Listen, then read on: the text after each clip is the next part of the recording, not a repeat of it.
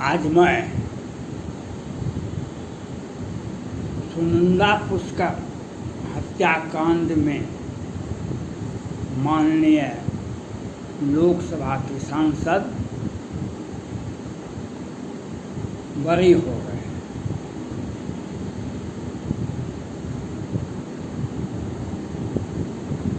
माननीय सांसद बरी हो गए। ये सुनंदा पुष्कर का हत्या 16वीं शताब्दी में नहीं हुआ था, 18वीं शताब्दी में नहीं हुआ था, अभी 5-10 बरस भी नहीं हुए। किस तरह से आपने देखा होगा सुनंदा पुष्कर की हत्या, विभत्स हत्या की गई थी। किस तरह से और उनके पति ही को आरोपित बनाया गया था और कुछ लोग थे, लेकिन किस तरह से वे बरी हो गए। 2 दिन पहले ही माननीय सुप्रीम कोर्ट के माननीय मुख्य न्यायाधीश जी ने कहा कोई भी राज्य सरकार चाह के भी किसी का केस वापस नहीं कर सकती है। 2 दिन पहले ही कहा गया माननीय सुप्रीम कोर्ट के द्वारा कि किसी भी परिस्थिति में कोई भी राज्य सरकार केस को वापस नहीं कर सकती है, उसमें भी हत्या का मामला। मैं माननीय सुप्रीम कोर्ट के माननीय मुख्य न्यायाधीश जी रमन्ना साहब से मेरा आग्रह है, सुनंदा पुष्कर का पुत्र लगभग 20 वर्ष आज हुआ होगा, उसके आंख से आंसू बह रहा है। उसके आंख का आंसू को कौन पोंछेगा। मैं माननीय सुप्रीम कोर्ट के माननीय मुख्य न्यायाधीश जी से अपील करना चाहता हूँ, सुनंदा पुष्कर का एक पुत्र है, उसके आंख से आंसू बह रहा है, उस आंख के आंसू को कौन पोंछेगा। मैं माननीय सुप्रीम कोर्ट के माननीय मुख्य न्यायाधीश जी से अपील करना चाहता हूँ, दिशा सालियान की हत्या होती है 8 जून 2020 को, सुशांत सिंह राजपूत की हत्या होती है 14 जून 2020 को, दिशा सालियान की हत्या होती है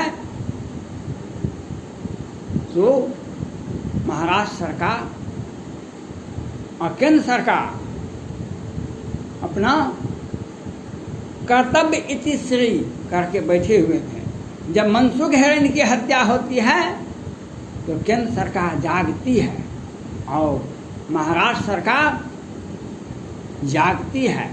तब सचिन बाजी जैसे अपराधी और सब इंस्पेक्टर गिरफ्तार होते हैं, तब नए नए मामले खुलते हैं। मैं माननीय सुप्रीम कोर्ट के माननीय मुख्य न्यायाधीश जी से अपील करना चाहता हूँ, अभी आपने धनबाद के झारखंड में एक ज़िला है धनबाद के एडीजी की हत्या किस तरह से की गई, साजिश के तहत उतनी बड़ी सड़क पर सुबह 5 बजे एक टेम्पू आता है, धक्का मार देता है एडीजी साहब को, आनंद साहब जी को, और वह चला जाता है और स्वाभाविक मौत करार देती है। यही स्वाभाविक मौत सुनंदा पुष्कर के मामले में और सुशांत सिंह राजपूत के मामले में, दिशा सालियान के मामले में, दिशा सालियान का लोकल पुलिस, वहाँ की महाराष्ट्र पुलिस ने स्वाभाविक मौत करार दिया। सुशांत सिंह राजपूत में भी वहाँ की पुलिस ने स्वाभाविक मौत करार दिया। और सुनंदा पुष्कर और सुशांत सिंह राजपूत केस में डॉक्टर सुधीर कुमार जो एम्स के निदेशक हैं, वह स्वाभाविक मौत करार देते हैं। मैं ये जानना चाहता हूँ, अगर आँख ओझल हो जाए तो कितने का क्या होगा। आपने आँख गाड़ दिया धनबाद के एडीजे की हत्या पर, तो न्याय मिल सकती है, न्याय मिल सकती है, लेकिन किस तरह से एडीजे धनबाद का किस साजिश के तहत हत्या की गई, यह तो आम आदमी को भी समझ में आता है। मैं माननीय सुप्रीम कोर्ट के माननीय मुख्य न्यायाधीश जी से अपील करना चाहता हूं, सभी को, सभी संस्था, देश की सभी संस्थाओं, चाहे राज्यसभा हो, लोकसभा हो, राष्ट्रपति भवन हो, प्रधानमंत्री कार्यालय हो, गृह मंत्रालय हो, स्वास्थ्य मंत्रालय हो, अपने अपने कर्तव्य का पालन करना चाहिए। और सुप्रीम कोर्ट को यह देखना चाहिए कहाँ पर क्या हो रहा है। जिस तरह से एडीजे की हत्या होती है, जिस तरह से सुनंदा पुष्कर की हत्या होती है, यह आँख के सामने में है। यह बहुत दिनों का कहानी नहीं है, लेकिन वहाँ की राज्य सरकार की, वहाँ की व्यवस्था ने इस तरह का प्रश्न छोड़ जाता है। आपने देखा होगा बिहार के माननीय मुख्यमंत्री नीतीश कुमार जी पर 1989 में दिन के उजाले में इन्होंने हत्या किए थे। हत्या की टीम में शामिल थे, बूथ पर हुआ था हत्या, इनको विधिवत FIR हुआ। पिछले वर्ष ही बिहार विधानसभा में विरोधी दल के नेता तेजस्वी प्रसाद यादव सुप्रीम कोर्ट में मामला दर्ज करवाते हैं, लेकिन वहाँ पर सुनवाई नहीं होती है। ये एक ऐसा व्यवस्था है, दिन के उजाले में हत्या होती है तो उस पर वह बिहार सरकार उसे दबा देती है। लोअर कोर्ट जब संज्ञान लेता है, हाई कोर्ट रोक देता है, हाई कोर्ट जब संज्ञान लेता है तो उसको, ये साजिशन बिहार में होता रहता है। जैसे सृजन घोटाले के बड़े आरोपी को, सृजन घोटाले के बड़े आरोपी को लोअर कोर्ट और वैकेंट कोर्ट से जमानत मिल जाती है। अभी केंद्र सरकार ईडी बिहार में जांच कर रहे हैं, सृजन घोटाले के बड़े आरोपी को खोज रहे हैं, गिरफ्तार कर रहे हैं, और बड़े आरोपी के बारे में कुछ बोल नहीं पाते हैं। ये हत्या दर हत्या पूरे भारत में, महाराष्ट्र से कलकत्ता तक, कलकत्ता से बिहार तक होते रहता है। और माननीय सुप्रीम कोर्ट को यह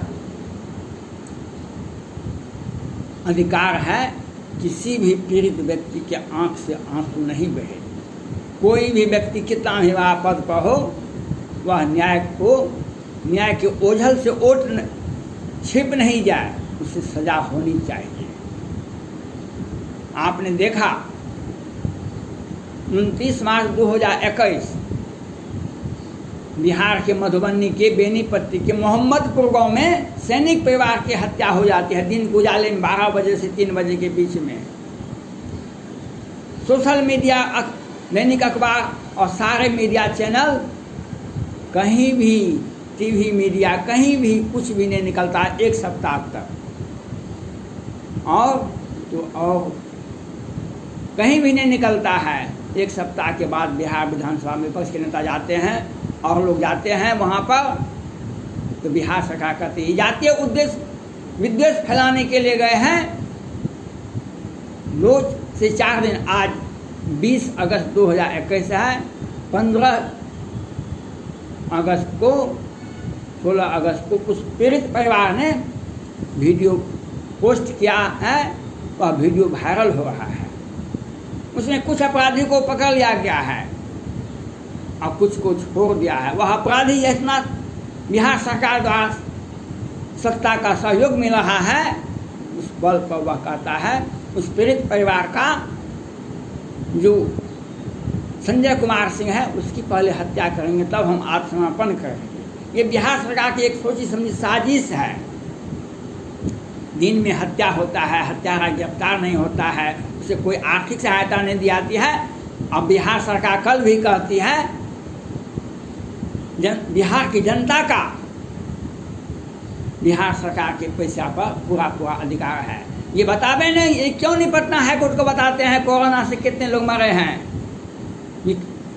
अब तो बता रहे हैं कि 10,000। पटना हाईकोर्ट से मैं जानना चाहता हूँ, पूछना चाहता हूँ, जब ये बार बार हलफनामा दायर करते हैं, गलत हलफनामा दायर करते हैं तो बिहार के मुख्यमंत्री पर, बिहार के स्वास्थ्य मंत्री पर आपने क्यों नहीं FIR किया? जो सुनंदा पुष्कर की हत्या का कांड हो जाएगा, सुनंदा पुष्कर की हत्या कांड हो जाएगा, शशि थरूर जी बेदाग निकल जाएंगे।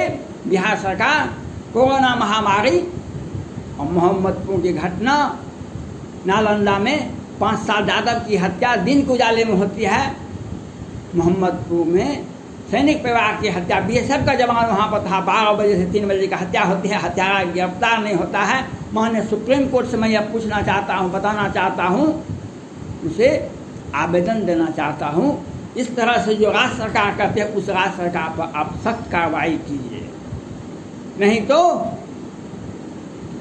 शशि थरूर जी जैसे सुनंदा पुष्कर केस में बच जाते हैं और आदित्य ठाकरे जिस तरह से दिशा सालियान, सुशांत सिंह राजपूत का केस में बच जाते हैं और जिस तरह से नीतीश कुमार जी पर 1989 में हत्या होता है तो ये हत्या में गिरफ्तार नहीं होते हैं।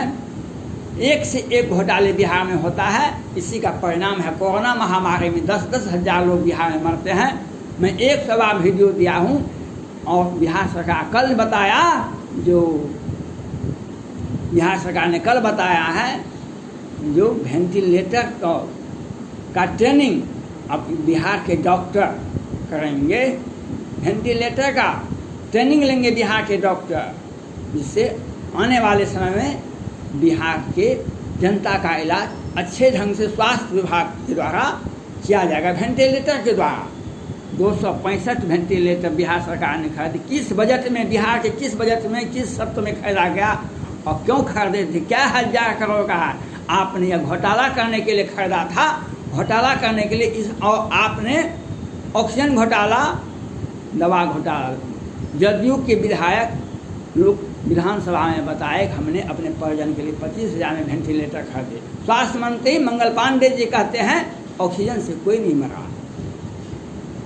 दिन के उजाले में अपराधी अपराध करते हैं और बिहार पुलिस पकड़ नहीं पाती है। माननीय सुप्रीम कोर्ट के माननीय मुख्य न्यायाधीश जी से अपील करना चाहता हूँ, किसी भी व्यक्ति का आंख से आंसू बहता है, इसको पोंछने का लिए आपको आगे आना चाहिए, उसके पीड़ा को आपको समझना चाहिए। बिहार में ही मुजफ्फरपुर एक जिला है, बिहार में ही मुजफ्फरपुर एक जिला है जहाँ पर अनाथ बच्ची के लिए एक संस्था है, जिस संस्था को बिहार सरकार करोड़ों करोड़ का आवंटन देती थी और ऑलराउंड डेवलपमेंट की बिहार सरकार की घोषणा है। भारत कभी सोचेगा, लेकिन भारत की सोच से आगे है बिहार का सोच। और उस बच्ची में 11 बच्ची की हत्या होती है, 34 के साथ बलात्कार होता है। उस संस्था को बिहार सरकार बार बार आवंटन देती है, बिहार के मीडिया में कहीं भी नहीं छपता है, लेकिन सुप्रीम कोर्ट के तत्कालीन मुख्य न्यायाधीश को किसी में पता चल जाता है। ये 2019 की घटना है, लेकिन वह जिला न्यायाधीश को जांच करने का आदेश दिया जाता है, वह जांच भी अधूरा है। उस जो संज्ञान सुप्रीम कोर्ट ने लिया था उसको आप वर्तमान मुख्य न्यायाधीश से मेरा अपील है, आप उसको देखिए, मोहम्मदपुर की घटना को देखिए, नहीं तो जिस तरह से सुनंदा पुष्कर केस में शशि थरूर जी बड़े हो जाते हैं, उसी तरह से बिहार सरकार के मुख्यमंत्री, बिहार सरकार के स्वास्थ्य मंत्री, बिहार सरकार के जन संसाधन मंत्री बच जाएंगे, अपराधी बच जाएंगे और इस तरह से होगा। आपको यह देखना होगा, किसी के आँख से, किसी के माँ का आंचल नहीं उजड़े, किसी के आँख में आंसू नहीं बहे। अगर किसी ने बहाया है उस पर आप न्यायिक व्यवस्था के साथ उस पर कार्रवाई करें। धन्यवाद।